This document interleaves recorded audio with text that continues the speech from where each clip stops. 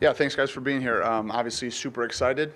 This is just a fun time of the year. You know, you work so hard, and just really proud of the players and the staff for all the hard work that they put in. And we're excited about the opportunity. You know, against a program that lots of coaches on our staff have familiarity with, and a staff that we have a tremendous amount of respect in. You know, with Coach Helton, Coach Summers, they have other members of their staff that has experience in this league and in other great conferences, and they have players that have played in this league as well. So tremendous opportunity, tremendous challenge, and super excited and super proud of the work that the staff and the players have put in up to this point. And we know that it's just beginning. So with that, I'll open up for questions. So starting right with Matt. Nick, I think you were on the 2012 WKU staff that went and played Alabama. What do you remember about that week and then that game? Oh, that's a good question. 2012. I thought there was really, really great players and coaches here at Alabama that we were competing against, and it was an incredible environment.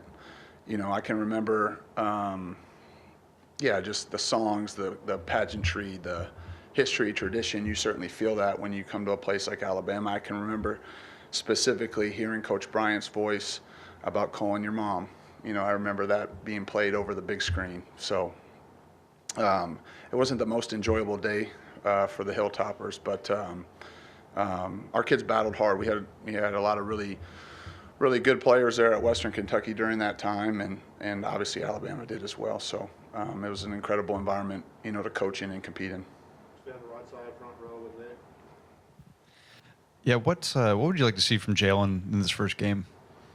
Well, I think all of our players were looking for execution. We're looking for communication, fundamentals, good decision making, you know, playing together, and playing with great effort and toughness. And so I think that goes for every position, and certainly the quarterback's a part of that.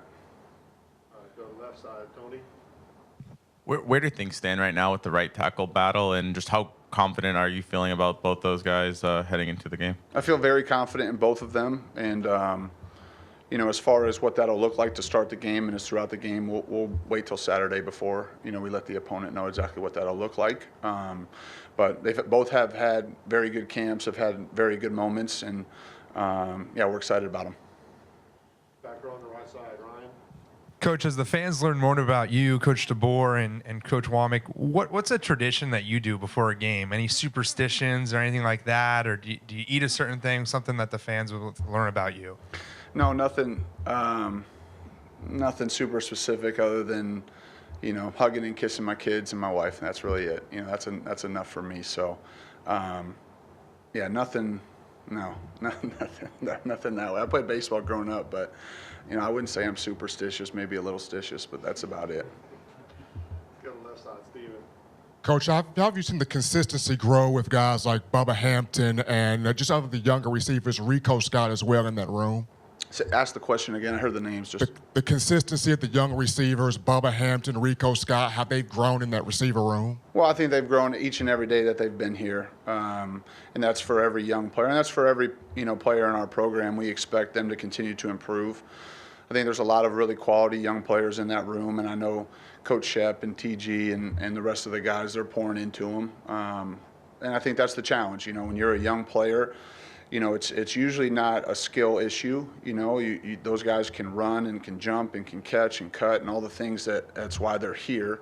But we're trying to help them just become complete players each and every day. And, you know, the guys that you mentioned, there's others in that room as well that are coming along. And their mindset's been great. Their willingness to work and be coached has been great. And so we expect big things out of, you know, not just those guys, but other young players in that room. Stick on the right side with Emily Grace here. Coach, continuing on the wide receiver discussion, what checkpoints do you want to see them reach in game one? I don't think there's anything specific to them that's different from the rest of the guys. You know, kind of to the question about Jalen, you know, what we're looking for in the first game. You know, we want to play winning football, and I think that comes down to doing the simple things really well. And so for all of those guys, you know, specifically for wide receivers, you're looking for them to line up quickly, execute their assignment as fast as possible, make the simple plays, and when opportunities for big plays or their talent to take over, you want to see that come out. But ultimately, I think for all the positions, you want to see just simple execution, good communication, good fundamentals, alignment, assignment, technique, those types of things. That's what we're looking for. Right side here, Charlie. Speaking of communication, just how have you seen the offensive line come together as a group over the course of 20-plus practices? I think there's been tremendous growth in that group. I think the leadership there, led by Tyler Booker, has been outstanding. I think the accountability in the group is high. I think there's a lot of pride in that room, and so they've continued to improve and get better. I think the camaraderie and brotherhood in that room has grown. I think you see guys that genuinely care about one another. I think you see guys that are willing to confront and demand each other because they know that they trust those people. They know that each one of them has each other's best interest in mind. And so, there's been a lot of growth, and I think Coach Cap's done a great job, as well as the other young coaches in that room. They've done a really nice job. Jump on the far left side there. Hey, Coach, from a health standpoint, can you just give us an update on the status of running back Jam Miller, Jaden Roberts, and other dudes that were just nicked or banged up throughout fall camp? Can you just give us a status update coming to the game? I appreciate the question, but no. I'll let Coach handle all those questions. But, I'll let Coach DeBoer talk about any of the status of the players. But I appreciate and respect the question. Let's go stay on the left side, Katie in the front row. You've been with Kalen at a couple of different stops, and a lot of things people have said throughout fall camp is kind of how steady he is. He doesn't get too up or down, but is there kind of a shift you see in him once game week comes around, or maybe when the season comes around and getting the game plan ready and stuff like that? Honestly, no. And I mean that it's a tremendous compliment to him. His attention to detail, his intensity, his focus is steady all the time.